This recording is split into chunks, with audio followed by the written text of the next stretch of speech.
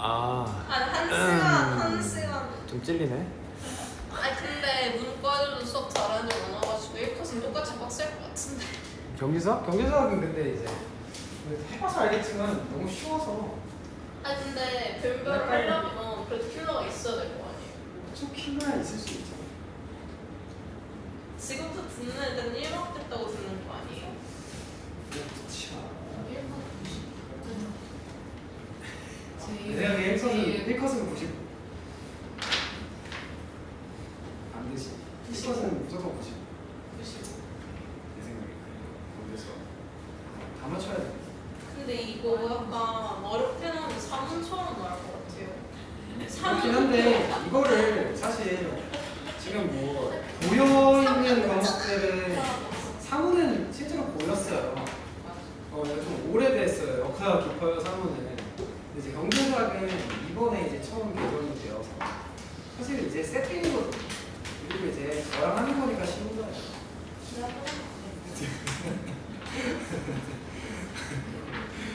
이제 또 이제 학교에서 배우면 어려울 수도 있을걸요.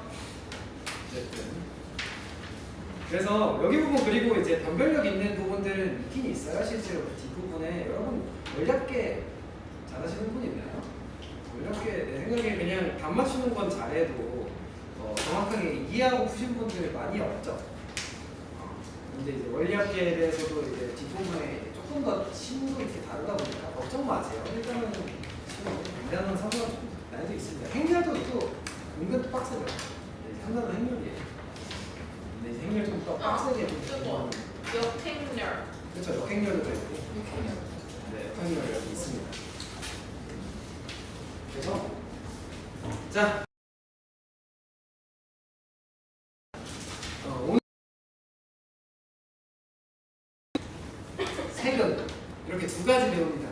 환율 사실상 우리가 되게 쓸 일이 뭐 많지 않을까 싶어요. 여러분 인생 살면서 해외 여행 갈 때마다 이제 뭐 일본 여행 갈 때 환율을 지켜보고 그리고 이제 뭐 미국 여행 갈 때도 환율 이렇게 한번 쳐보고 갈 거 아니에요.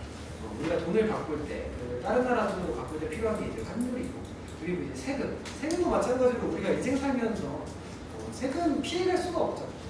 세금 피해가시려면 어떻게 피해가죠? 못 피해가요. 이 나라를 떠도 다른 나라에서도 똑같이 세금이 붙고 그냥 이제 무인도 가시는 수밖에 없습니다. 세금 피해 가시려면 그래서 세금도 무조건 우리가 인생 살면서 이렇게 겪어야 되는 부분들 있기 때문에 그리고 여러분 혹시 지금 세금 안 낸다고 생각하시면 큰 오산이에요. 여러분 지금 세금 내고 계세요. 실제로 오늘도 내셨을 수도 있어요. 여러분 떡볶이 사 먹으세요? 편의점에서 음식 사 먹죠? 그럴 때마다 알게 모르게 세금을 내고 있었습니다. 그 부분에 대해서도 오늘 배우게 될 거예요. 알겠죠? 그래서 오늘은 처음 이제 하는 거는 환율이다.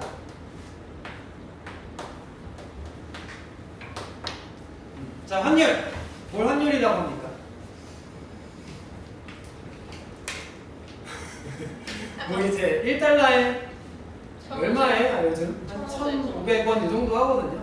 그러니까 두 국가 사이에, 그러니까 두 국가가 무조건 필요하죠. 두 국가 사이에 그 달러와 원, 그 쓰고 있는 기호에 대해서, 단위에 대해서 어느 정도 지금 수치를 맞춰놓은 거다라고 생각하시면 되고, 좀 더 우리가 디테일하게 얘기하면 두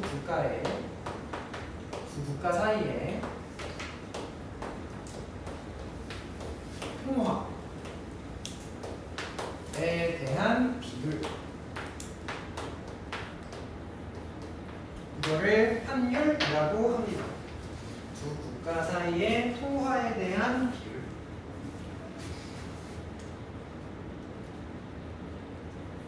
자, 통화. 뭐가 통화예요? 다른 점이 이게 통화 아니에요?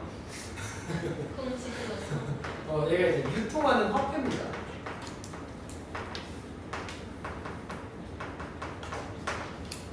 그래서 이제 우리나라 같은 경우엔 원, 뭐 1,000원, 2,000원, 원 단위를 이제 유통하죠. 미국은 이제 달러 혹은 뭐 센트, 그리고 중국은 뭔지 아니에요? 오, 맞아요. 위안이고요. 그리고 일본은 엔, 그리고 이제 유럽 연합은 유로를 이용하죠. 그런 것들이 이제 그냥 통화라고 생각하시면 됩니다. 그래서 지금 지금 네이버에 환율을 딱 치시면 이제 제가 그거 참고해서 썼거든요. 자, 매매 기준율 이게 무엇이냐?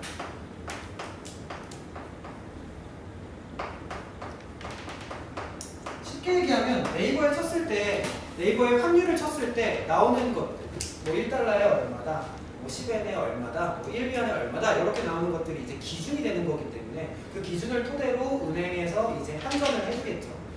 그것들이 이제 매매 기준율이라고 얘기하는 거고 쉽게 얘기하면 그냥 실제 환율이다 라고 생각하시면 됩니다. 그래서 매매 기준율을 토대로 환전을 진행한다. 그래서 1달러는 이런 식으로 쓰죠. 얘는 1,500원. 이게 이제 매매 기준율인 거예요. 오늘 기준. 그리고 100엔. N은 일본 돈이죠. N 같은 경우에는 1엔 기준으로 얘기 안 하고 이건 참고적으로 알아두세요. 100엔 기준으로 얘기합니다. 그래서 100엔에 지금 대략 920원 정도 돼요. 보통 한 10배 정도 차이가 있습니다. 달러는 한 1,500 차이가 있다면 N 같은 경우에 보통 10배 정도 차이가 나고요. 그리고 1위안 중국 돈이죠. 1위안 같은 경우에 220원. 그리고 1유로. 1유로 같은 경우에는 1,700원 정도 합니다. 이것들이 다 매매 기준율이다 라고 생각하시면 돼요. 그리고 이제 N이랑 위안은 제가 이제 기호로 안 나타냈는데 둘이 기호가 똑같아요. 똑같이 생겨먹었어요. 그래서 이제 똑같이 쓰면 헷갈리니까 이렇게 일단 써놓은 겁니다. 자, 근데 실제로 우리가 이제 환전을 진행하게 될 때 어떤 식으로 환전이 진행되는지 얘기를 해보면, 자, 다른 나라 돈인 달러를 원으로 바꿀 수도 있고, 아니면 우리나라 돈인 15,000원을 달러로 바꿀 수도 있겠죠. 자, 상황은 다른데 어떤 식으로 바꾸는지 한번 해봅시다. 자, 쉽습니다. 자, 15달러를 원으로 바꾸고 싶대요. 그러면 지금 1달러에 얼마였습니까? 1,500원이었으니까 15달러를 우리가 구하려면 양변에 뭘 곱하면 돼? 그냥 15를 단순히 곱하면 되겠지. 1달러에 1,500원이라고 했으니까 양변에 15를 곱하면 15달러에 얼마겠다 여기 나올 거 아니야. 그래서 외국 돈을 우리나라 돈으로 바꿀 땐 무슨 계산을 하시면 되냐? 곱계산을 하시면 돼요. 그래서 지금 1달러에 1,500원이었으니까 15를 곱해버려서 15달러에 얼마가 되는 거냐? 지금 요놈은 얼마야? 15 곱하면? 그렇지, 22,500원 이렇게 구할 수 있지. 그래서 이런 식으로 곱계산으로 가능하구나. 15를 곱해서. 자, 근데 만약에 15,000원을 가지고 달러로 바꾼다라고 한번 해볼게요. 자, 그러면 지금 1,500원에 1달러였으니까 지금 이 15,000원에 대해서는 어떤 식으로 계산하시는 게 맞냐? 거꾸로 계산하는 거니까 아까 곱해서 계산했다면 이번엔 나눗셈으로 계산하면 되겠죠. 그래서 우리나라 돈을 가지고 다른 나라 돈으로 바꿀 때가 조금 더 계산이 귀찮습니다. 그래서 우리나라 돈을 가지고 다른 나라 돈으로 바꿀 땐 지금 적용되는 이 매매 기준율을 기준으로 나누시면 된다. 그래서 똑같이 1,500으로 나누시면 몇 달러인지 구할 수 있죠? 몇 달러? 그치, 10달러. 쉽죠? 자, 근데 실제로 여러분이 네이버에 매매 기준율을 치고 환율을 치고 오늘 1,500원이네 1달러에 1,500원이네 이걸 이제 검색한 다음에 은행을 가. 그럼 은행에서 얼마에 환전했는지 알아? 1,500원에 검색하고 왔으니까 1,500원에 해줄 것 같지? 근데 1,500원이 아니에요. 실제로 환전할 때 1,550원 이런 식으로 1,600원 1,700원 막 이런 식으로 실제 환율보다 더 비싸게 받습니다. 그리고 내가 이제 달러를 가지고 팔 거야 라고 했을 때 실제 환율보다 실제 환율은 1,500원을 내가 검색하고 왔어. 그러니까 매매 기준율을 검색하고 갔어. 근데 은행에서 어떻게 해주지 않아? 1,500원에 팔라고 갔잖아. 근데 1,500원에 안 사요. 은행 입장에서. 얼마에 사냐? 더 싸게 사. 1,400원에 사요. 1,450원에 사. 그러면 여러분 이렇게 하지 마. 사기치지 마세요. 내가 오늘 한 초보 갔는데 1,500원이었는데 왜 비싸게 팝니까? 나 왜 비싸게 사야 합니까? 뭐 이런 식으로 얘기하실 수도 있는데 실제로 은행 같은 경우에는 어쨌든 그 돈을 벌어야 되잖아요. 은행 입장에서 환전할 때에 대해서 어느 정도 이제 수수료를 매긴다라고 생각하시면 돼요. 그래서 실제 매매 기준율 이거는 말 그대로 이제 기준이 되는 그 환율인 거고 그 기준보다 우리가 만약에 사야 될 때라고 한다면 수수료를 더 받고 더 비싸게 사야 되는 거고 만약에 팔 때도 생각해 봤을 때 우리가 그 돈으로 팔 수 없고 더 싸게 팔아야 된다라고 생각하시면 돼요. 그래서 환전 수수료라는 게 존재합니다.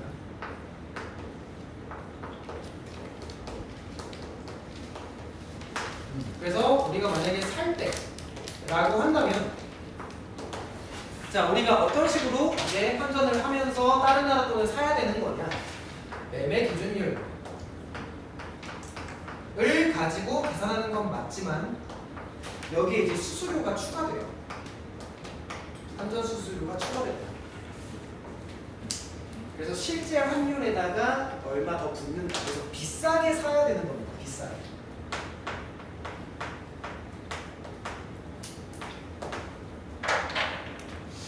그리고 팔 때 억울하지만 싸게 팔아야 돼요. 그래서 매매 기준율에서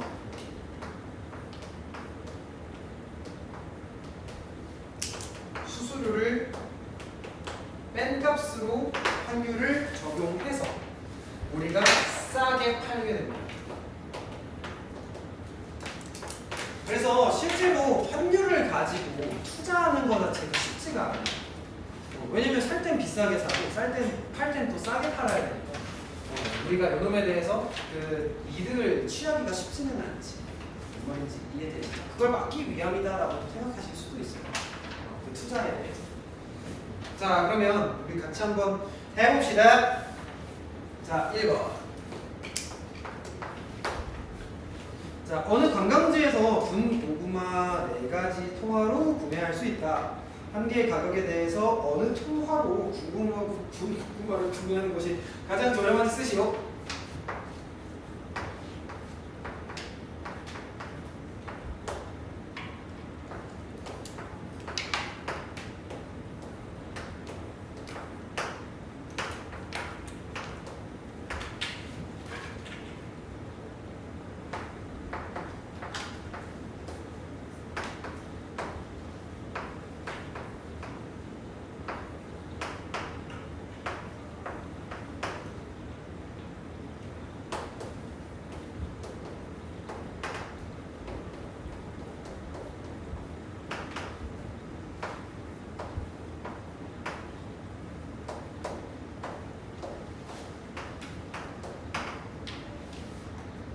자, 해보셨나요? 자, 지금 대한민국 같은 경우에는 2,000원이라고 주어졌고요. 자, 미국은 지금 환율 자체가 1달러에 1,240원인데 2달러라고 했으니까 그냥 곱계산기 하면 되겠죠. 그래서 우리나라 돈으로 바꾸는데 곱계산하시면 됩니다. 그래서 이들이 곱하시면 2,480원. 비싸네. 자, 그리고 마찬가지로 중국 돈으로 계산했을 때 이들이 곱하시면 1,850원. 됐나요? 자 마찬가지로 이들이 곱하시면 이들이 그냥 곱하시면 안 되죠. 왜냐면 100n에 얼마다 이렇게 나와 있는 거니까. 요놈 같은 경우에는 100n 기준이에요. 조심하셔야 됩니다. 그러면 지금 200을 곱하시는 게 아니라 980에다가 그냥 단순 2를 곱하는 게 맞겠지. 이해되세요? 그래서 이거는 좀 알고 계셔야 됩니다. 단순 상식뿐만이 아니라 문제 풀 때도 조심해야 되는 내용으로 나올 수도 있기 때문에 n만 100n 기준입니다. 아시겠죠? 그래서 지금 200n이기 때문에 단순 2만 곱하셔야 되고 2만 곱하시면 요금은 1,960원이 되는 거지. 그래서 지금 가장 싼 거 역시 이런 말 하는 거. 네. 이거 좋은 거 저렴한 게 좋은 거잖아요. 저렴한 거 좋습니다. 자, 2번.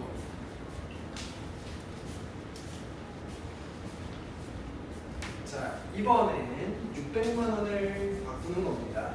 한번 해보시죠.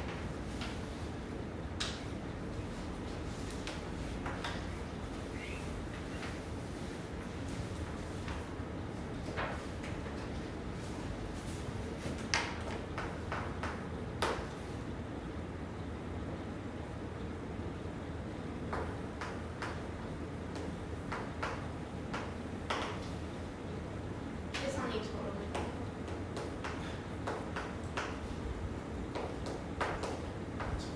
기타는 수학이에요.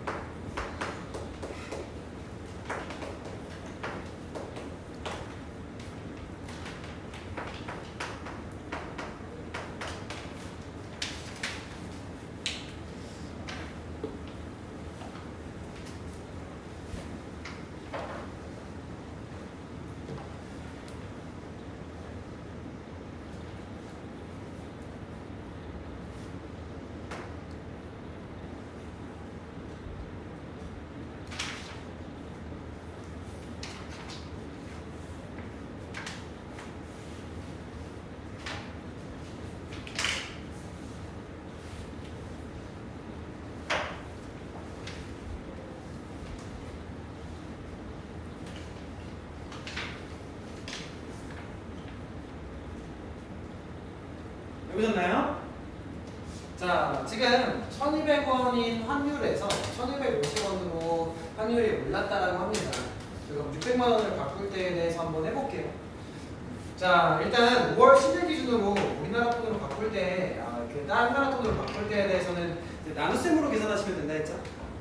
그래서 이제 600만 원, 6, 1, 10, 100, 1000, 만, 10만, 100만 을 1200원으로 나누시면 되죠? 그래서 이제 00, 00 지우시고 10이랑 60 나누면 5니까 5천만 원. 5천. 이렇게 됩니다. 가능하시죠? 5천 원. 돈이 줄었어.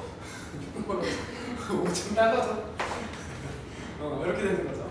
자, 그리고 지금 5월 11일 같은 경우에 1250원 환율 자체가 올랐기 때문에 이 금액은 줄 것 같아, 감소할, 줄 것 같아, 늘 것 같아. 그치, 주는 게 맞겠죠. 환율이 상승했기 때문에 지금 이놈에 대해서 더 큰 값으로 나눠야 되는 거고, 똑같이 이렇게 계산을 해보시면 이 몇 대니?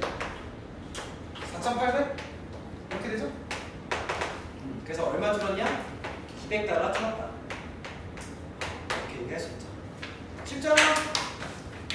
자, 3번도 한번 해보실래요? 4,800이라고요? 2,800 아니야?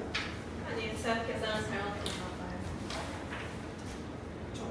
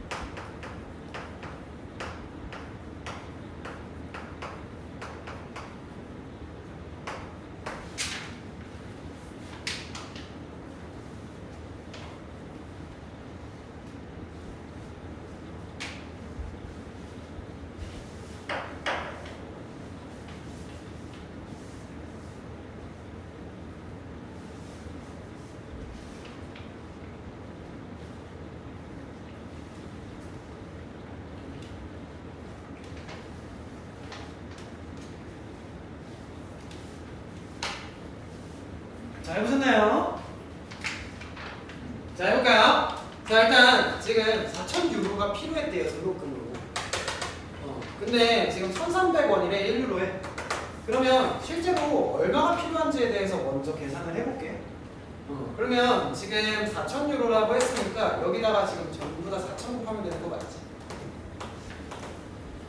그럼 지금 얼마가 필요한 거냐? 이렇게 4,000 곱하면 5, 2 한 다음에 02 하나 둘 셋 넷 다. 하나 둘 셋 넷 다. 이렇게 되는 거 맞죠? 그럼 얼마야? 52만 원. 왜 이렇게 써? 어쨌든 자 이렇게 되는 맞나? 어쩌니? 이게 지금 520만 원. 죄송해요. 어쩐지 너무 싸다. 520만 원 이렇게 됩니다. 이게 경제 수업만 하잖아. 이거 어제도 느낀 현상인데 좀 계산이 안 돼. 그러니까 원래도 계산을 내가 잘하진 않지만 유독 안 돼. 너무 커서 그래요. 어쨌든 그쵸 나만 그런 거 아니죠? 공이 너무 많아요. 자 이제 필요한 교로를 한번 해봅시다. 자 요놈을 지금 이 환율을 적용해서 하려면 어떻게 해야 돼? 이놈을 1250으로 나누는 거 맞죠? 그래서 나눠서 계산을 쫙 해주시면 이거 금방 계산합니다 실제로. 해볼게요. 1, 2, 5로 나눠버리면 요놈이 지금 몇이야? 할 수 있어. 야, 할 수 있다니까. 참말로 이렇게 되고 2002니까 1이 되고 125가 되고 750이 되니까 750이면 6이죠? 그래서 이렇게 4,160유로가 필요하다. 가능하십니까? 이렇게 계산하시면 됩니다. 넘어갑시다. 자 이제 환전 수수료에 대해서 좀 얘기를 해볼게요. 이게 여러분이 이제 실제로 환전할 때 겪는 현상이 되긴 할 텐데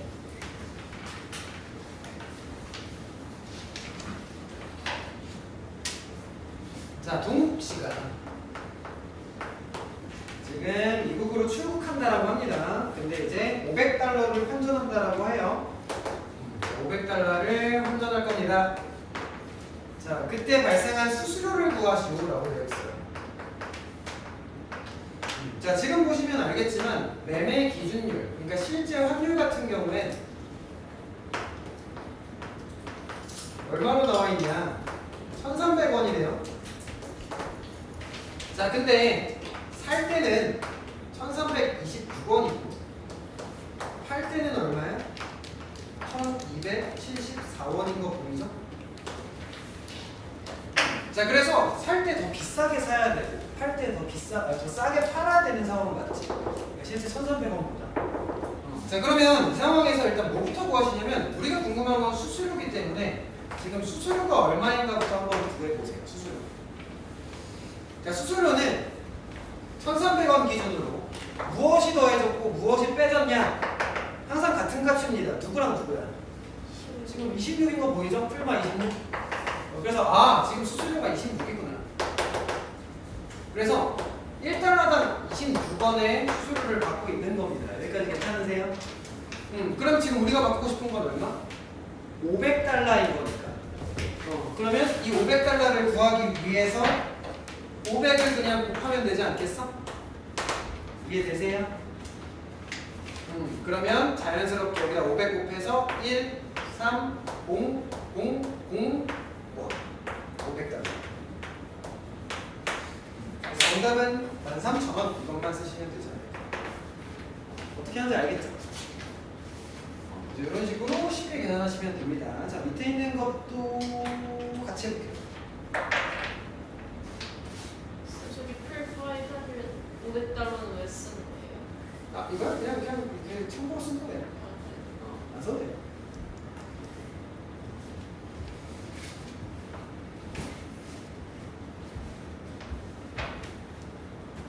선생님 근데 90% 환전 수수료 의자는 90%를 냈다는 거 아니에요? 10%를 냈다는 거? 설명드리겠습니다. 네 알겠습니다. 자, 지금 요놈에 대해서도 이제 이 용어에 대해서 정리를 해야 되는데 자, 환전 수수료 우대라는 거죠.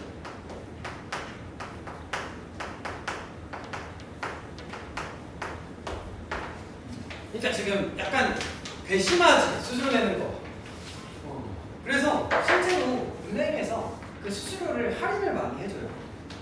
수수료 할인을 이제 주거래은행이다, 그러니까 거래 많이 하는 은행이다 이러면 막 수수료 우대도 해주고 우리가 뭐 이제 국가 뭐 부공자 뭐 이런 건 당연히 수수료 우대도 있고 어쨌든 뭐 수수료 우대를 많이 해주거든요.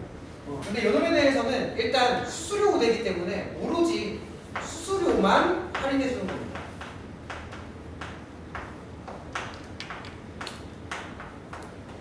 그리고 90%라고 한다면 90% 파격 세일이에요.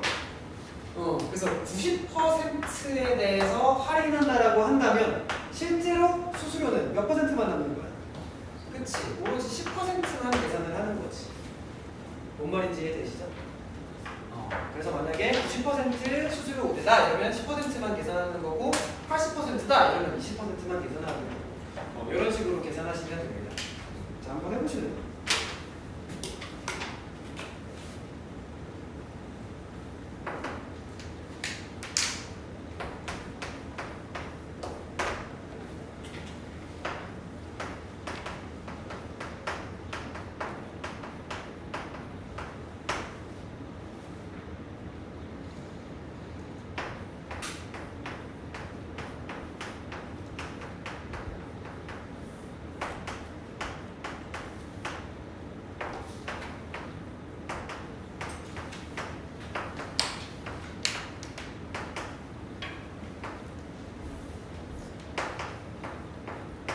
자, 해보셨나요?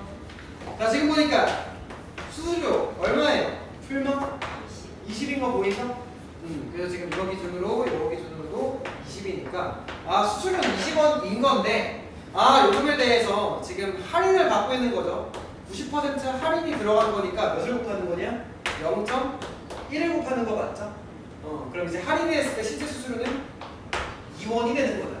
그래서 2원입니다. 1달러. 그러면 지금 우리가 받고 싶은 건 1000달러니까 여기다가 마찬가지로 1000을 곱하면 되는 거고 1000을 곱하게 됐을 때 얼마? 2000. 쉽죠? 좋습니다.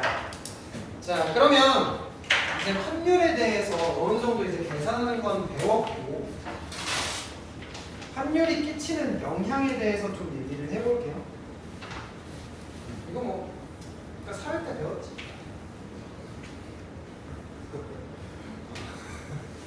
오늘까지는 약간 사회스럽죠. 자, 환율 상승하면 좋을까 안 좋을까? 그렇지. 우리나라 기준으로 좋다라고 얘기하기 어렵습니다. 웬만해선 안 좋은 상황이 맞아요. 왜냐면 우리가 이제 물건 값이 오르면 너희 좋냐? 개이득 막 이런 아니지. 물건 값이 오르면 라면 값이 갑자기 1,000원에서 2,000원이 됐어. 이러면 야씨 장난하나? 이런 거 아니야. 갑자기 라면 값이 10,000원이래. 말도 안 되잖아. 그러니까 환율이 오른다는 얘기는 실제로 다른 나라의 그 돈의 가치가 상승하는 거기 때문에 이제 그 돈을 살 때에 대해서 비싸게 사야 된다라고 생각하시면 돼요. 그래서 우리나라 입장에서는 안 좋은 겁니다. 웬만하면. 자, 실제로 어떤 식으로 안 좋은 건지 좀 얘기를 해볼게요. 자, 환율. 뭐 미국으로 기준으로 얘기를 해보면 달러 기준으로 생각했을 때 달러 가치는 상승하겠지만 환율이 올라가면 달러 가치는 상승합니다. 자, 그리고 우리나라 또 원화의 가치는 상대적으로 하락하겠죠? 그래서 원화의 가치는 하락할 것이다.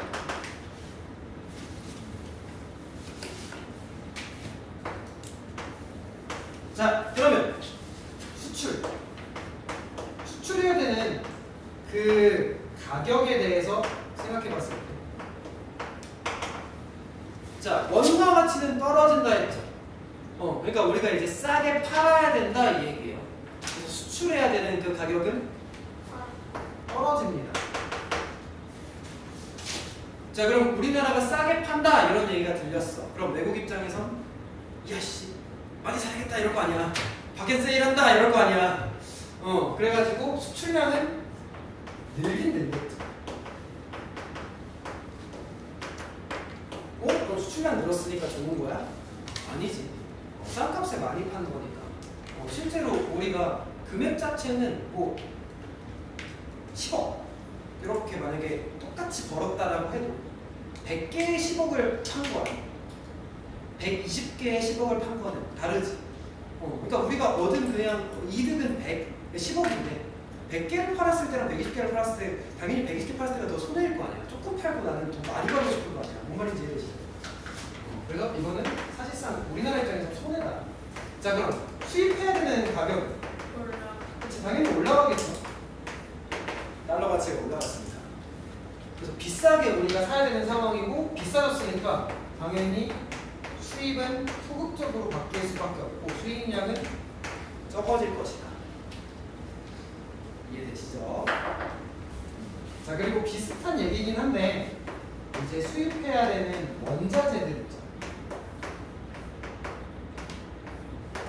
이 완성품 말고 원자재 가격대에 대해서도 마찬가지로 상승을 할 것이고, 그러니까 원자재라고 하면 이제 뭐 예를 들어 이 나무에 대해서 뭐 원자재를 공수를 해왔었다. 뭐 미국에서 공수를 해왔었다. 그럼 이제 이 나무를 수입해와서 이제 나중에 우리나라에서 팔겠죠. 근데 이제 이 원자재 가격이 올라갔으니까 당연히 이 책상의 가격은 올라가겠지. 그래서 이게 뭘로 이어지냐면 물가 상승으로 이어집니다. 그래서 비싼 값에 이제 샀으니까 비싼 값에 우리나라에서도 마찬가지로 팔게 될 것이고 자연스럽게 물가도 상승한다. 그래서 여러모로 안 좋죠. 뭔지 이해되시죠? 자 그러면 6번 6을 한번 따져보죠.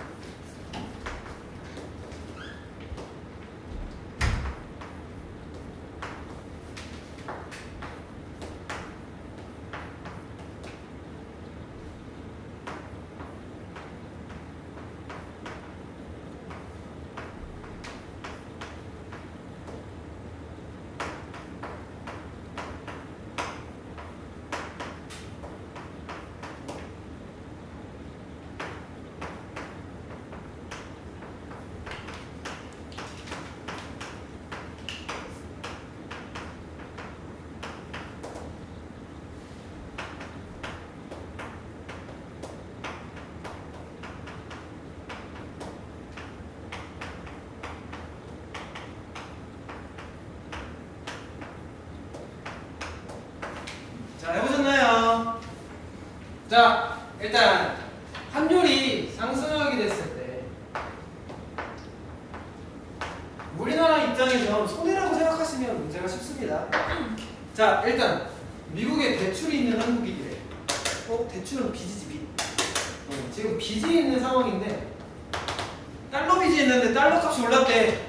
그럼 그냥 가만히 있는데 빚이 상승한 거지. 그래서 부채가 지금 상승한 거기 때문에 이 사람 입장에서 불리한 거 맞죠? 자 그리고 이번엔 달러와 예금이 있대요. 그러니까 지금 달러로 내가 이제 통장에 돈을 가지고 있다. 그러니까 아까는 부채, 빚이었다면 이번엔 자산이죠, 자산. 그래서 자산인데 가만히 있던 자산이 지금 달러의 가치가 상승했으니까 당연히 상승하겠죠. 자산이 상승하면 너희 돈 많아지면 유리한 거죠, 좋은 거죠. 그래서 이렇게 되는 거고요. 자 미국 여행 갈 한국인, 미국 여행 갈 사람 입장에선 달러 가치가 상승하면 불리하지. 우리는 이제 그 달러 가치 혹은 이제 뭐 일본 여행 갈 때 엔화가 많이 떨어졌으니까 이제 일본 여행 가기 좋다 뭐 이런 얘기만 들어봤죠. 그래서 이제 환율이 떨어지면 떨어질수록 여행 가기 좋은 거고, 왜냐면 이제 싼 값에 갈 수도 있는 거고 싼 값에 이제 가서 이제 쇼핑도 하고 뭐 할 수 있는 거니까. 그래서 이제 여행 갈 사람 입장에서는 마찬가지로 불리합니다.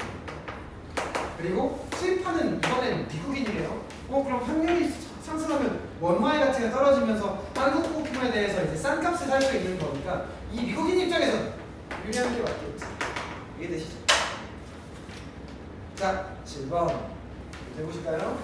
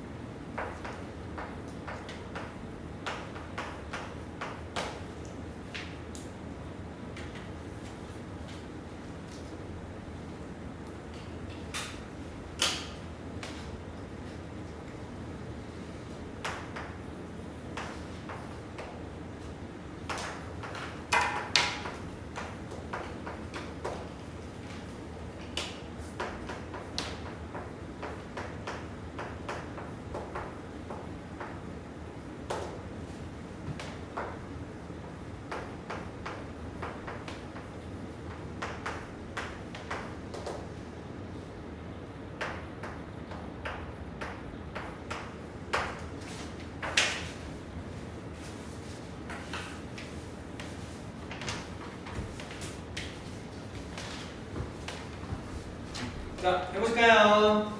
자, 지금 이 문제는 단위가 좀 크기 때문에 계산량을 간단히 하는 게 맞고, 간단히 하기 위해선 그냥 단순 총액으로 계산한다기보다는 지금 환율 자체가 얼마큼 하락했어? 그치, 딱 50원, 1달러당 50원이 하락한 거지. 그래서 단위를 좀 줄이는 게 맞습니다. 그래서 50원만큼만 딱 하락했다. 그래서 이걸 기준으로 손해를 계산하시면 돼요. 자, 그러면 지금 이 기업이 얼만큼 돈을 지출하고 있는지 한번 계산을 먼저 해볼게요. 자, 한 대에 500달러인 프린터를 20대라고 했으니까 지금 몇 달러를 지금 쓰고 있는 거냐? 500에다가 20 곱하셔서 총 10,000달러 맞죠? 맞죠? 자, 그러면 이 10,000달러를 지출하고 있는 상황에서 얼만큼 하락했냐? 50원. 1달러당 50원이 지금 하락했으니까 이 10,000달러에 대해서 몇을 곱하시면 되는 거냐? 만을 곱하면 되는 거 맞죠? 그래야지만 10,000달러당 얼마의 손해를 보고 있는지 알 수 있을 거 아니에요. 그래서 여기다가 지금 만을 곱하시면 자연스럽게 500000 원. 10,000달러. 그래서 여기는 얼마? 50만 원. 이렇게 계산하시면 됩니다. 쉽죠? 넘어갑시다. 그래서 환율은 좀 간단한 편이고요. 우리가 뭐 이제 계산을 어렴풋이 한두 번씩 해봤을 수도 있잖아요. 그래서 좀 친숙한 개념이고요. 이제 세금 해봅시다. 세금이 조금 할 게 많습니다. 그리고 아까 이제 킬러 문제 얘기를 했는데 세금에서 좀 킬러 문제가 나올 수도 있어요. 이게 조금 난이도 있습니다. 해볼게요.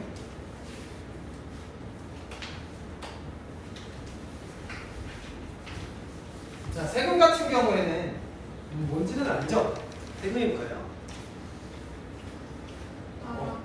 어디에 살림을 하고 쓰는 이제 국가에 내는 거죠. 우리나라에서 이제 여러모로 이제 어떤 뭐 활동을 해도 대부분 다 이제 세금을 걷어들이는데 또 이제 양도세, 돈을 뭐 이제 빌릴 때 아니면 이제 많죠 뭐 어쨌든 그래서 세금들이 다양하게 있는데 지금 여기서 적혀 있는 내용에서 뭐가 중요하냐면 국가에서 지금 거둬들이는 거는 여러분 아실 거고 법에 명시된 기준에 따라 거두어들이는 건 여기 있죠. 여기에 좀 밑줄을 쳐놓으세요. 이 세금에 대해서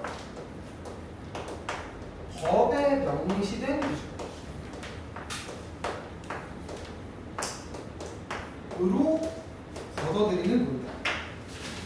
그래서 법에 명시된 기준을 여러분이 아셔야지만 문제를 풀 수 있는 것들도 있습니다. 그래서 기준에 대해서 여러분이 암기하셔야 되는 부분들도 있어요. 그래서 암기를 조금 해야 되고요. 근데 어려운 암기는 아니에요, 실제로. 그리고 다 외울 수 없잖아요, 모든 법령을. 그래서 표가 주어질 때 그 표에 대해 해석할 줄만 아시면 됩니다. 그래서 암기해야 되는 게 뭐냐면 하나만 외우시면 돼요. 부가가치 세. 이 정도만 외우시면 됩니다. 부가가치세가 뭔지 제가 이따 설명드릴게요. 자, 그러면 세금의 종류에 대해서 좀 구분을 지어봅시다. 자, 세금은 크게 두 가지로 구분 지을 수 있는데, 일단 첫 번째로 직접세. 직접세. 그럼 두 번째는? 그치, 간접세. 아우, 잘한다. 뭐야? 칭찬에 맞춰. 알람. 자, 직접세. 직접세는 뭐게? 직접 세금을 내는 게 직접세예요. 간접세는 간접적으로 세금을 내는 게 간접세예요. 그러니까 이제 쉽게 얘기해서 직접세는 내가 직접 세금을 내는 겁니다. 간접세는 내가 내야 되는 세금이긴 하지만 내가 내지 않고 다른 사람이 대신해서 내주는 게 간접세예요. 그래서 직접세는 조금 어렵게 얘기하면 납세자, 세금을 납부하는 사람이에요. 그리고 조세 부담자, 세금을 부담해야 되는 사람인 거예요. 이 둘이 같습니다. 그러니까 내가 부담하고 있는 세금이니까 내가 직접 내는 겁니다.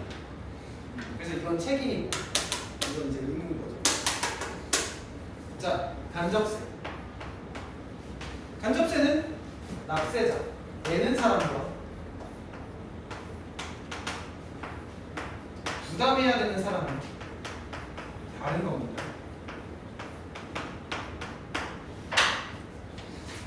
그게 이제 간접세예요. 좀 더 쉽게 설명드리면 납세자는 세금 내는 사람이에요.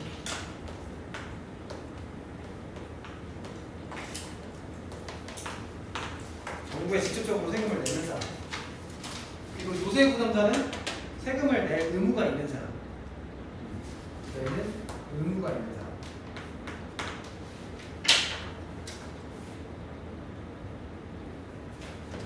직접세는 납득이 되지. 내가 의무가 있으니까 내가 낸다. 그럼 간접세는 무시. 내가 의무가 있는데 돈은 또 따로 내준다고? 이게 이제 조금 이해가 안 될 수도 있는데, 얘가 이제 예를 들면 어떤 게 있냐? 부가가치세가 있어요. 부가가치세. 또는 관세. 들어봤어요? 또는 개별 소비세. 이 세 개 정도를 배우게 됩니다. 부가가치세는 뭐냐면 대부분 부가가치세가 포함돼요. 저희가 이제 그 어떤 물건을 살 때 부가가치세 포함 들어봤나요? 부가가치세 VAT 포함 들어봤어? VAT 별도 들어봤어? 그러니까 우리나라는 기본적으로 VAT 포함, 부가가치세 포함이 원칙이거든요. 그래서 대부분의 물품을 우리가 살 때는 부가가치세를 직접 냅니다. 그래서 여러분이 떡볶이 살 때 있죠. 원래 떡볶이는 뭐 예를 들어 지금 엽떡이 15,000원이다 라고 해봤을 때 실제로 15,000원이 아니에요. 한 13,000원 정도 합니다. 근데 여러분이 2,000원의 세금을 내면서 항상 사왔던 거예요. 뭔 말인지 이해돼요? 그래서 VAT가, 부가가치세가 항상 포함되는 금액으로 우리가 항상 사왔던 거다. 그래서 우리가 실제로 세금을 항상 내고 있었던 거예요. 근데 15,000원짜리 떡볶이, 엽떡을 살 때 13,000원짜리 떡볶이를 살 때 15,000원에 낸 거잖아. 세금을 얼마 더 낸 거야? 2,000원 더 낸 거지. 그 2,000원 누구한테 줘? 너희 정부한테 주니? 아니지. 엽떡 사장님한테 주잖아. 그럼 엽떡 사장님이 일단 가지고 있어. 보관을 하고 있어. 그 2,000원을. 그 다음에 그 엽떡 사장님이 정부한테 이제 대신 내주는 거야. 무슨 말인지 이해돼요? 그러니까 이제 우리가 직접 세금을 정부한테 다이렉트로 주는 게 아니라 우리가 내야 될 세금을 판매자한테 임시적으로 줬다가 엽떡 사장님한테 임시적으로 줬다가 그 엽떡 사장님이 정부에다가 이제 세금을 내는 겁니다. 뭔 말인지 이해되시죠? 그래서 사실상 우리가 내는 거긴 내는 건데 이제 거쳐가냐 아니면 안 거쳐가냐 차이인 거지. 이해되시죠? 그래서 간접세 같은 경우에는 납세하는 사람은 보통 엽떡 사장님과 같은 판매자입니다. 판매자한테 임시적으로 일단 세금을 줬다가 그 판매자가 직접적으로 주는 거죠. 그 정부한테 세금. 이해되시나요? 그리고 조세 부담자는 보통 본인이죠. 내가 내는 세금이니까. 그래서 판매자가 대신 내주는 거예요. 자, 그리고 직접세 같은 경우에는 보통 뭐가 있냐면 소득세, 그리고 법인세가 있어요.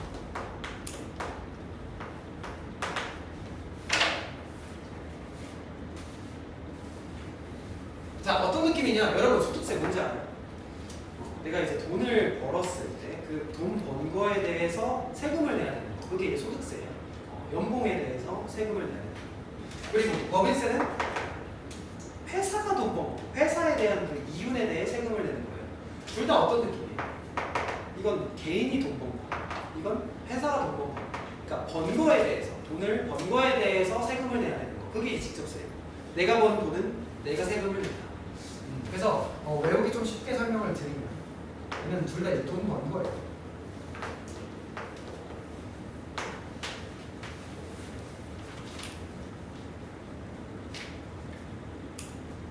자, 근데 부가가치세 이거 언제 나온다 했어? 언제 나오는 세금이야?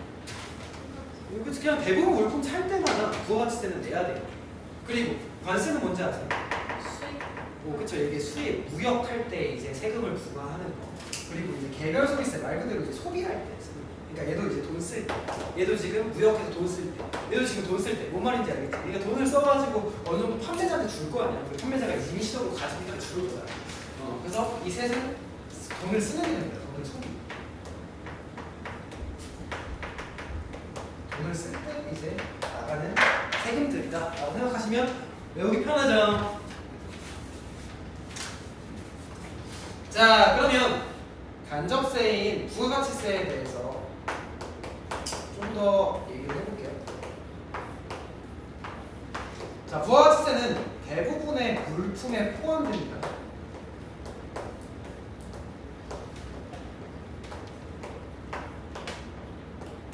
거의 대부분의 물품에 포함됩니다. 자, 일단 부가가치세는 누가 세금을 내는 거예요? 납세자가 누구예요? 납세자는 판매자입니다. 세금을 내주는 사람은 판매자예요. 왜? 간접세니까.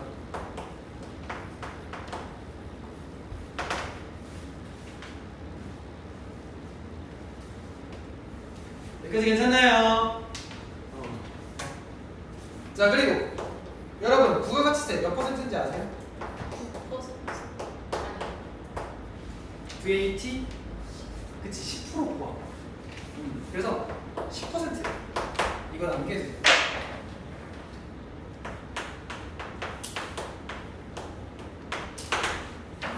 참고로 VAT라고 합니다. 부가가치세 10%. 이거 어디서 파츠에 영수증 밑에 조그맣게 글씨로 써있는 거면 알죠? VAT 10% 써있는 게 이거예요. 부가가치세. V 뭐니? 가치, value, 부가, 더한다, added, 세금, tax, value added tax. 참고적으로 안 돼요. 자, 그러면 여러분 상아가 오늘 떡볶이를 3,300원에 구입했대요. 부가가치세 얼마일까요? 자, 간단히 계산해볼까요?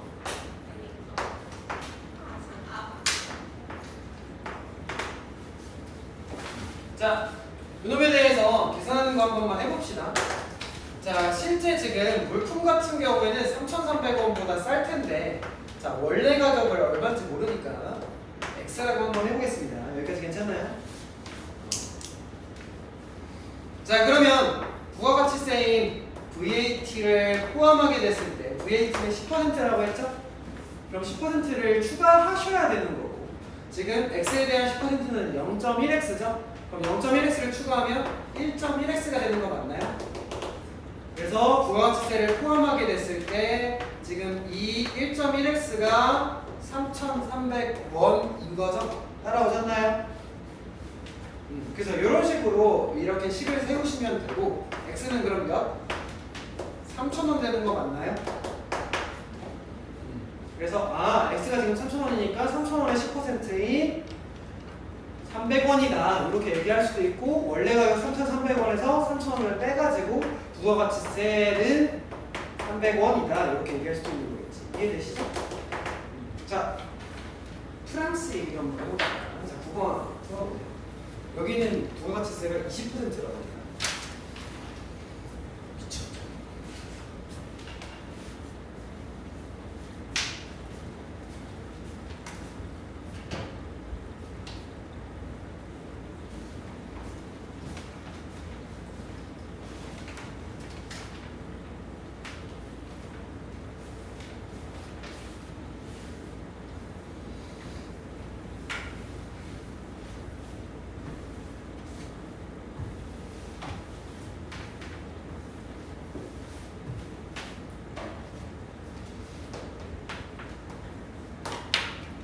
자, 보셨나요? 프랑스의 부가가치세는 몇 퍼센트냐면 20%라고 써있죠? 자, 근데 텍스 프리 면세점 같대요. 근데 지금 180유로에 샀다고 합니다. 뭐야, 면세점인데 왜 이렇게 비싸? 이렇게 생각할 수 있는데 실제로 얘는 부가가치세가 포함된 금액이에요. 해외에서 이제 부가가치세 포함해서 사게 됐을 때 요놈은 그 자국민에 대해서 해당 그 납부하게 하는 세금이기 때문에 프랑스 국민이 아닌 우리나라 입장에서는 억울할 수 있죠. 나 20%왜 내는 거야? 그렇게 생각할 수 있는데 그건 이제 환급 신청을 하게 되면 돼요. 그래서 우리나라로 왔을 때 환급 신청해가지고 저희 부가가치세 이만큼 냈으니까 다시 돌려주세요. 이렇게 환급 신청 여러분 반드시 하셔야 돼요. 아시겠죠? 그래서 이렇게 이제 하시면 되는 건데 지금 180유로 자체가 어떤 식으로 계산이 되냐? 원래 금액은 x라고 해보셨나요? 그럼 20% 추가했으니까 여러분 1.2x 맞죠? 따라왔어요? 그래서 x는 몇? 150 맞죠? 그래서 원래는 150원짜리를 180원에 산 거니까 부가가치세는 30원이다. 30유로다. 이렇게 하면 되겠지. 가능하시죠? 자, 대규모 얘기도 해봅시다. 대규모 얘기. 계산해보세요.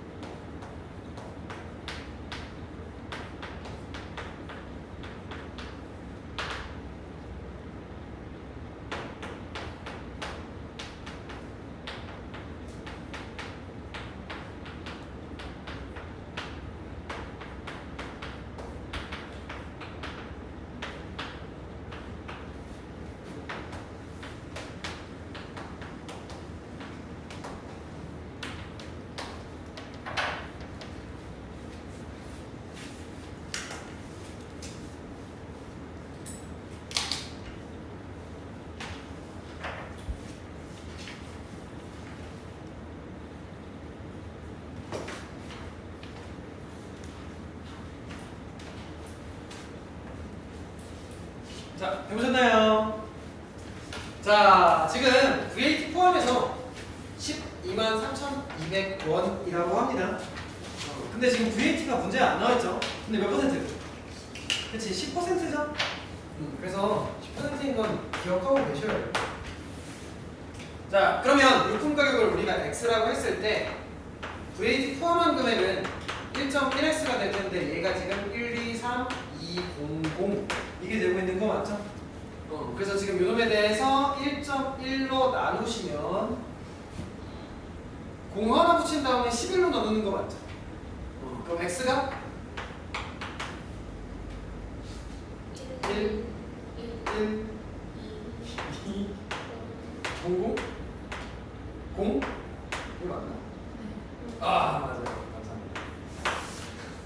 그래서 이렇게 되는 거고 얘에 대한 10%는 그냥 공 하나 지어서 부가가치 셈에 1, 2, 0, 1 이렇게 되는 거겠죠. 자 그럼 이놈에 대해서 몇 유로냐라고 했는데 우리나라 돈을 다른 나라 걸로 바꿀 때는 나눗셈으로 계산하시는 거죠.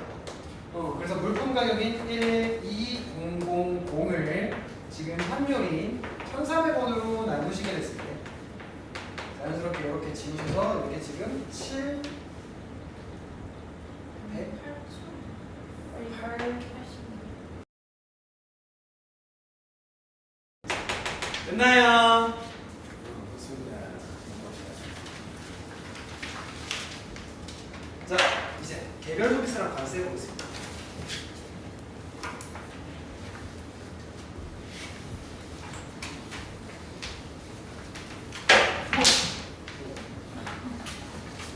자, 개별 소비세 같은 경우에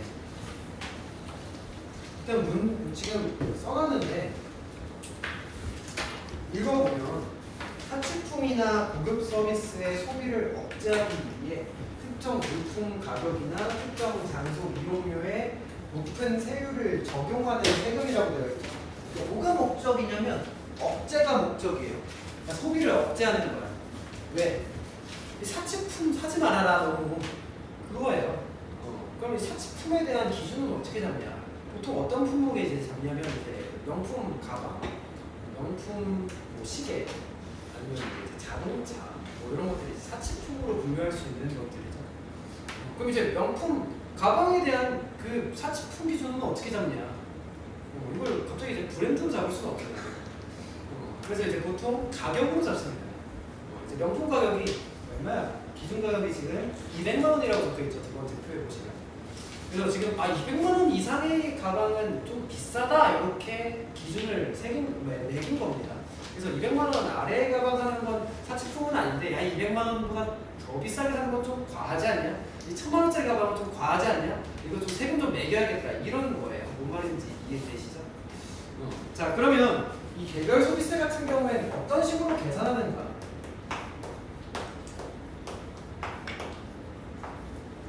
자, 말 그대로 억제하기 위함이기 때문에 그 기준보다 초과하는 금액에 대해서 세금을 매기는 거예요. 그래서 기준보다 초과한 금액, 초과 금액에다가 초과 금액에다가 세율을 매기는 거다. 세율을 하시면 돼요. 그럼 초과 금액은 어떻게 구하시면 돼요? 초과 금액은 물품 가격에서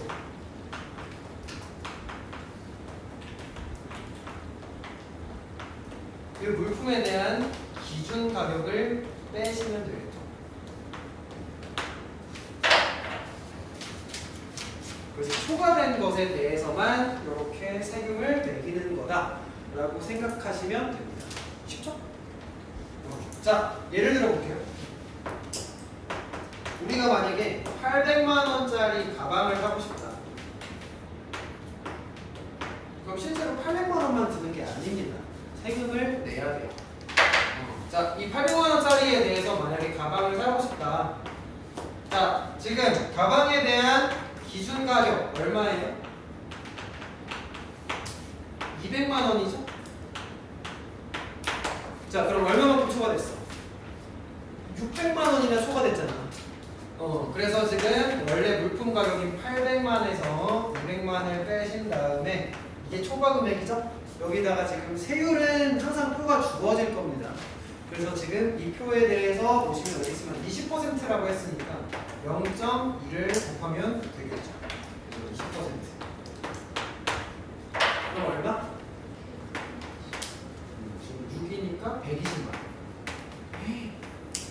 그러면 800만 원짜리에 대해서 120만 원을 더 내고 920만 원에 사야 되는 겁니다. 실제.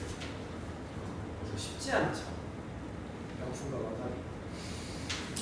자, 차 사는 것도 마찬가지입니다. 자, 지금 물품 가격이 만약에 3,300만 원이다. 근데 이제 자동차를 산다.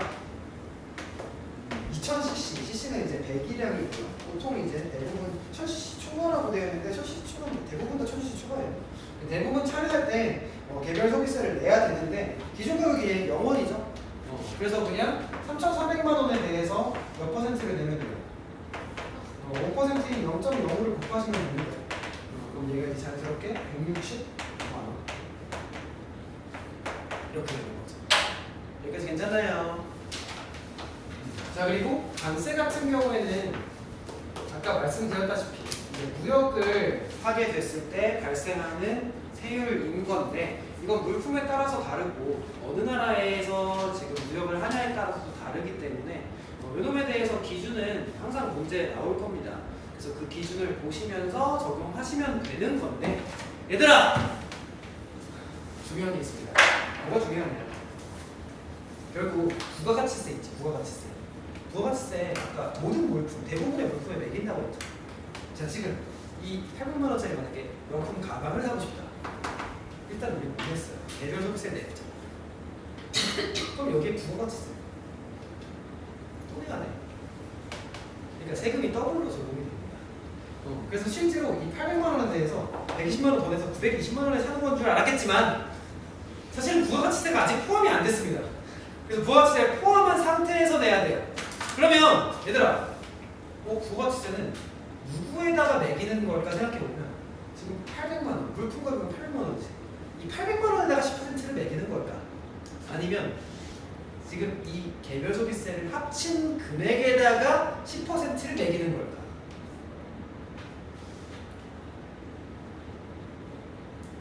합친 다음에 매겨요. 그게 원칙이에요. 그래서 부가가치세 같은 경우는 이거 알고 계셔야 돼요. 얘는 마지막에 적용합니다.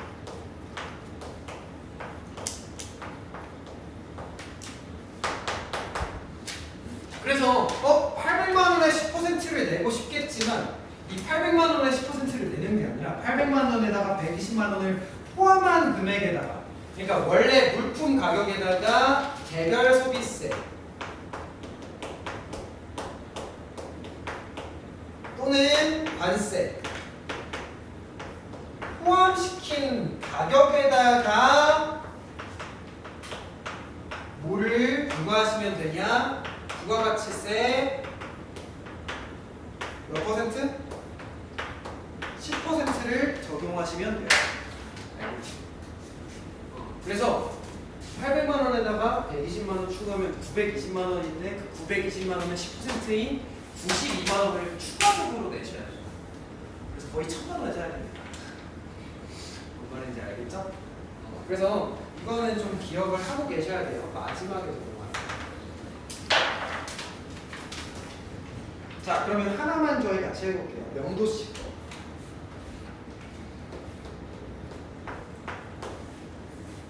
자, 명도씨 이거 같이 풀어보겠습니다. 자, 미국 온라인 판매가가 $250입니다.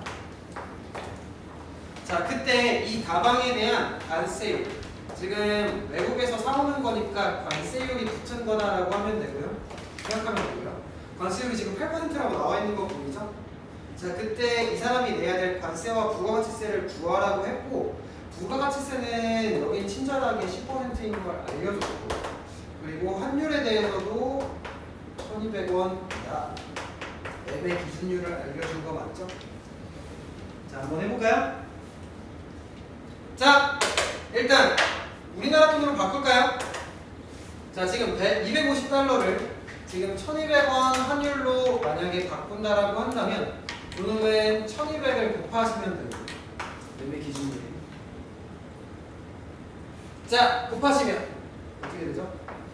25, 12, 50, 25, 300, 그럼 300, 000, 000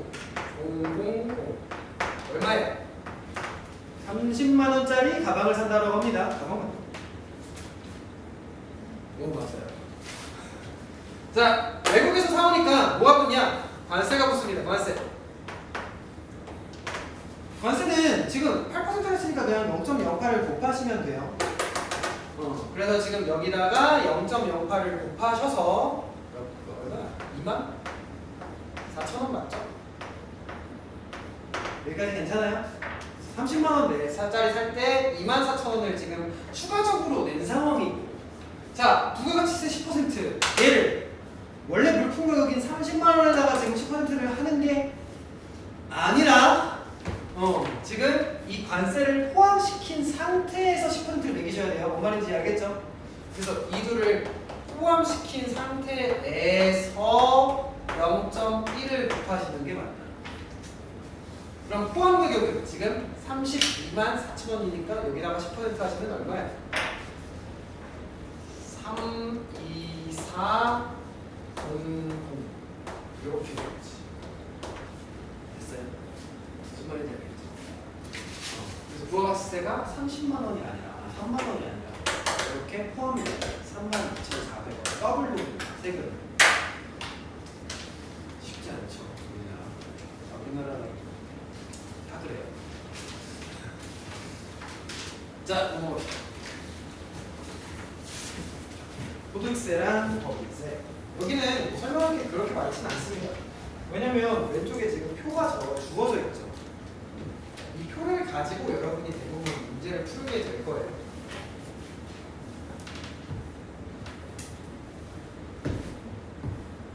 자, 소득세랑 법인세. 이거 직접세였어, 간접세였어? 직접. 그치, 직접세였던 거 기억나요?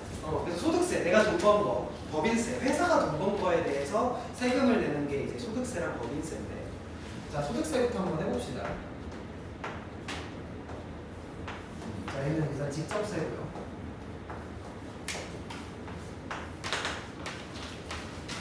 자, 소득은 그 연봉에 대해서 세금이 부과되는 거예요. 여러분, 실수령액이라는 말 들어봤어요? 그러니까 실제로 수령할 수 있는 금액. 그러니까 이제 세금 전에서는 뭐 1억이었을지 몰라도, 연봉이 1억이었을지 몰라도 실제 수령하는 금액 같은 경우에 1억이 아니라 뭐 한 8천만 원, 7천만 원, 뭐 정도다, 뭐 이런 얘기 한번 들어봤을 거예요. 그래서 그 세금에 대해서 어떻게 부과가 되는가, 어떤 식으로 이제 세율을 적용하는가에 대해 오늘 배우는 겁니다. 실제로 연봉이 많으면 많을수록 세금은 당연히 더 많이 냅니다.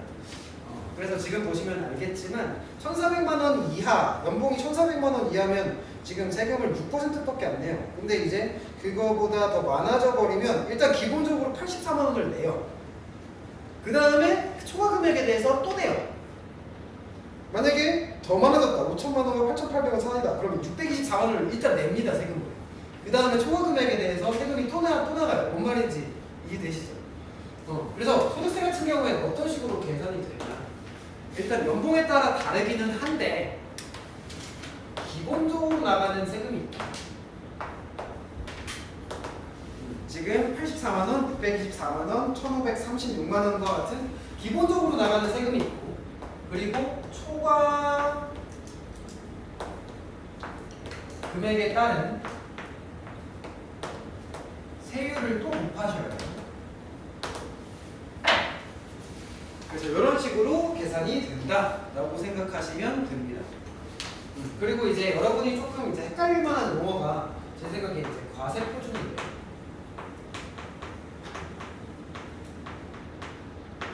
얘는 그냥 소득세에서 간단하게 생각하시면 연봉이라고 생각하시면 돼요. 소득. 소득에 대해서 표준 금액, 기준이 되는 금액을 이렇게 표로 정리를 해놓은 겁니다. 그래서 그냥 과세 표준은 소득이다 이렇게 생각하시면 따라오셨나요? 자, 그러면 한번 저희 계산해 봅시다. 자, 연봉 6천만 원짜리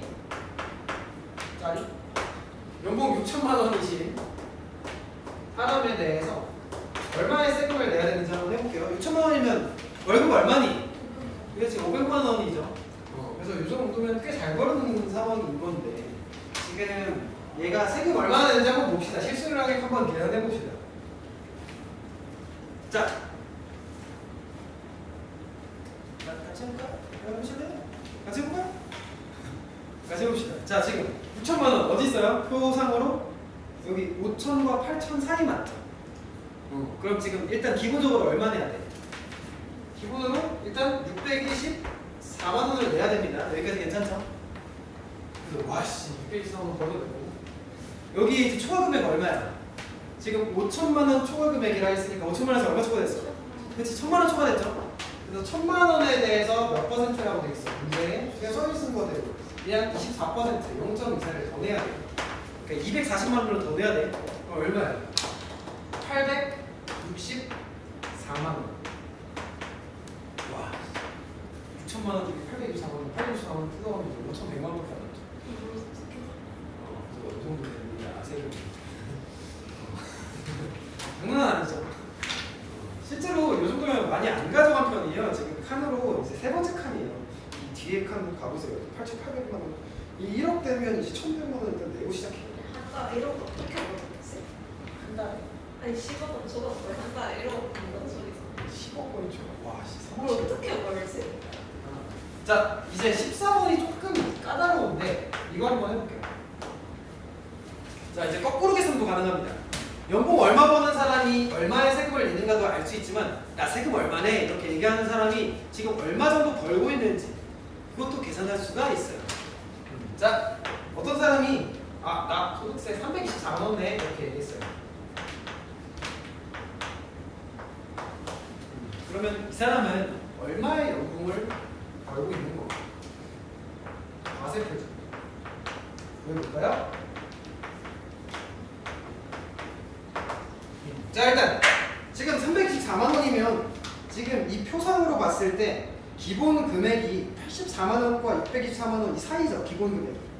그럼 일단 624만 원은 안 넘는 거니까 지금 윗칸인 거 맞죠? 84만 원 기준. 여기까지 괜찮죠? 그래서 지금 요놈 같은 경우에는 어떤 식으로 되고 있는 거냐? 84만 원에다가 지금 초과 금액의 몇 퍼센트? 15% 이렇게 계산이 되고 있는 겁니다. 이 324만 원 자체가 따라오셨죠? 자, 그러면 우리가 이 초과 금액 곱하기 0.15 요놈이 몇인지 충분히 구할 수 있죠. 요놈이 몇이래? 이 둘이 빼서 240 맞나요? 그러면 우리가 뭘 구할 수 있어? 초과 금액을 구할 수 있지. 맞니? 그래서 초과 금액 한번 구해보면 얘는 240에다가 0.15를 나누시면 되고 0.15는 100분의 15니까 100분의 15를 나눈다는 얘기는 15분의 100을 곱한다는 얘기랑 똑같죠. 그래서 얘랑 우리가 계산을 해보시면 지금 일단 5로 나눠버리시고 3으로 나눠버리시면 80이 되니까 1600이 되는 거 맞죠? 그래서 이 사람의 초과 금액은 1600만 원이구나. 근데 얼마에서 초과됐는지는 지금 표 보시면 알겠죠? 얼마에서 초과됐대 지금? 1,400. 그렇지. 1400만 원의 초과 금액이라고 했으니까 1400만 원에다가 초과 금액을 더해주시면 지금 연봉이 3000만 원이다. 이 정도 되겠지. 뭔 말인지 이해되시죠? 쉽죠? 자, 법인세.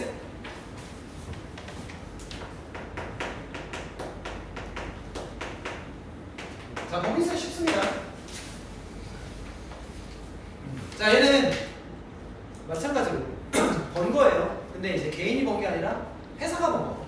회사가 번 건데 회사에 따라서 일단 지금 다르고요. 지금 표 보시면 알겠지만 뭐 조합법인이냐, 영리법인이냐, 비영리법인이냐에 따라서 기준은 다른데 그거에 대해서 뭐 정확하게 아실 필요 없이 그냥 써 있으니까 그 표 보시면서 하시면 되고요.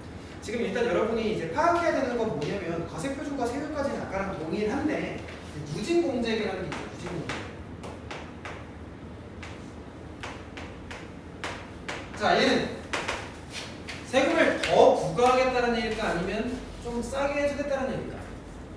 그치, 이거 할인해주는 거예요. 지금 공제 제외시켜주겠다는 얘기입니다.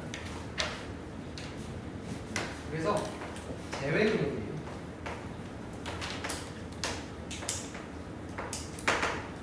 세제 금액이라고도 합니다. 세제, 세금을 제외.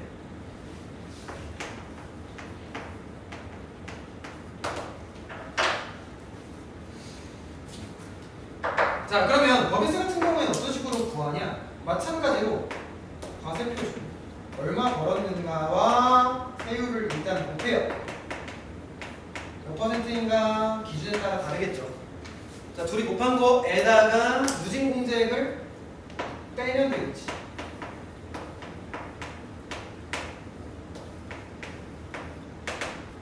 그래서 빼서기 전한다. 15번 마지막으로 해볼게요.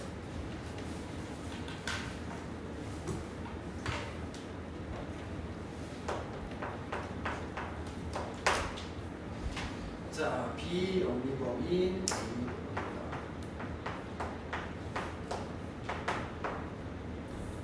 조합법인인 이 법인에 대해서 과세 표준이 15억으로 나간다.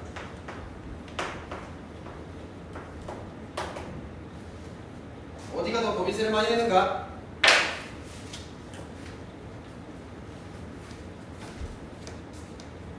잠시만 해보자.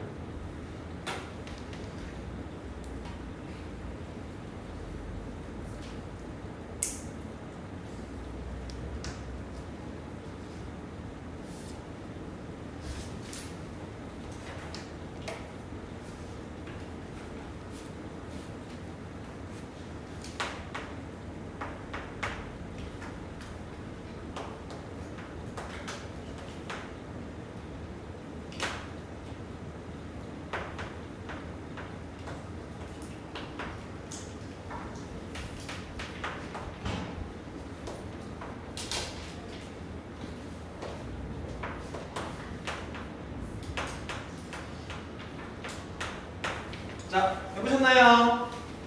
자, 지금 비영리인 A범인 같은 경우에 15억을 지금 벌었는데 15억에 대해서 지금 몇 퍼센트나 내야 되냐? 19%나 지금 뱉어내야 됩니다. 자, 그래서 15억에다가 0.19를 곱하신 다음에 얼마 빼는 거냐? 2천만 원은 그래도 제외시켜주는 거죠. 그래서 2천만 원은 지금 몇 억? 0.2억 아니에요? 공개수 좀 줄일게요. 자, 이렇게 계산하시면 15랑 0.19 곱했을 때 몇이요? 1?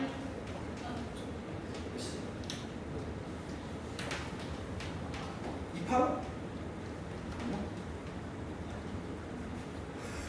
아 이거 알려줘. 28 아니야? 아니야? 뭐야, 맞잖아. 아 모르겠는 거였어? 아 285. 그럼 2.85억에서 0.2억 빼서 2.65억 맞죠? 자, 그리고 지금 조합법인은 9%가 있으니까 0.09를 곱하시면 되고 0.09 곱하면 얘는 1.35억 이렇게 되는 거 맞죠? 이 둘이 빼시면 지금 누가 더 A가 더 많이 내는 거고 1.3억을 더 내는 거다. 1억 3천만 원 더 내는 거다. 가능하십니까? 네, 수고하셨습니다. 그래서 숙제는 그 데이 1, 저희 데이 2까지 드린 거 있죠? 그래서 이제 그거 데이 2 부분 해오시면 됩니다. 아시겠죠? 데이 1 혹시 질문 있었나요? 질문할 거 있으시면 지금 하시면